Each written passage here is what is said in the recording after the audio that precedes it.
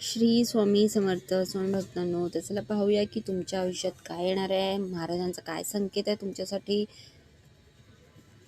Don't stop. थांबायचं नाही आहे तुम्हाला कोणत्याही गोष्टीसाठी.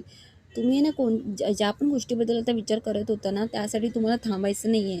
तुम्हाला पुढे चालत राहायचं आणि तुमच्यासाठी स्वामींकडून होकार आलेला आहे. ठीक आहे. अबंडन्स तुमच्या आयुष्यात, अबंडन्स येत आहे तुमच्या आयुष्यात, खूप अबंडन्स येत आहे. ब्लेसिंग्स, स्वामी माऊलींचा आशीर्वाद तुमच्या सोबतीला सदैव आहे.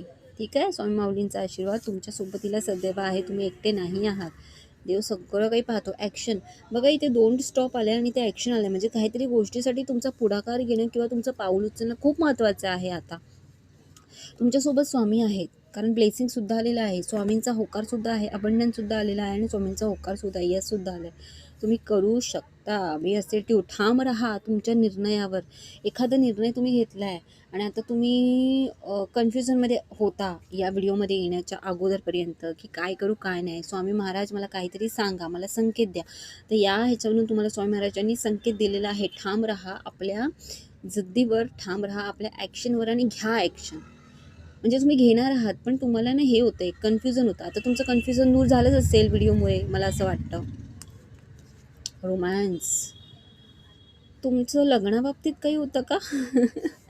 मला असं वाटतं एकतर कोणी लग्नाबाबतीत विचार करतं, एक तर कोणी पार्टनर बाबतीत, सॉरी, एक तर कोणी तर लाईफ पार्टनरबद्दल विचार करत असाल तुम्ही, किंवा कोणीतरी व्यक्ती तुम्हाला खूप आवडली आहे आणि तुम्हाला त्या व्यक्तीवर थोडा संदेह असेल आणि तुम्ही महाराजांकडे प्रार्थना करताय की महाराज तुम्हीच मला संकेत द्या, ती व्यक्ती कशी आहे, चांगली आहे की नाही आहे, माझ्यासाठी मला सांगा, म्हणजे मी जेणेकरून ॲक्शन घेऊ नाही घेऊ. आणि इथे अलर्ट आणि स्ट्रॉंग आलं आहे.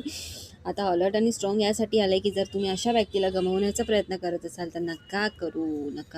ठीक आहे. अ इयर फ्रॉम नाव. बघा कसं असतं, एखादी व्यक्ती वाईट नसते. ओके.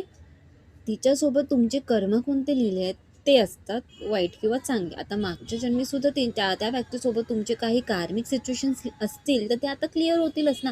आता मी तुम्हाला सिम्पल शब्दात म्हणते की बघा, आपण सिरियल पाहतो, बेस्ट जोडी मिळतो आणि बेस्ट जोडी दिसते सुद्धा आणि बेस्ट जोडी पब्लिकला आवडते सुद्धा, पण त्यांच्यामध्ये सुद्धा संघर्ष असतो ना काही ना काही.